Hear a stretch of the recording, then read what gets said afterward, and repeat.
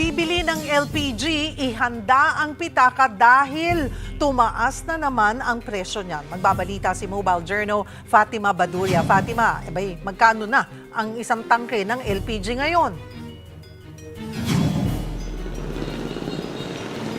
Cheryl, dito sa Mandaluyong maging sa ibang bahagi ng bansa, 20 pesos na ang itinaas kada kilo ng LPG.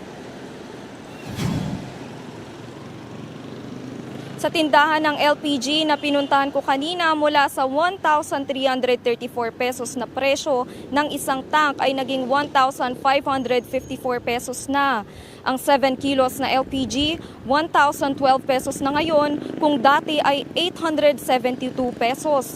Ang 2.7 kilos naman na LPG na dating 357 pesos, ngayon ay 411 pesos na. Alinsunod daw ito sa itinakdang international contract price para sa LPG ngayong buwan. Dinaanan ko rin ang ilang karinderya dito na gumagamit ng LPG at talagang umaaray na sila sa taas presyo. Kaya naman balak na nilang magtaas din ng presyo. Ayon sa mga nakausap ko, nasa 5 piso raw ang balak nilang dagdag sa presyo ng ulam.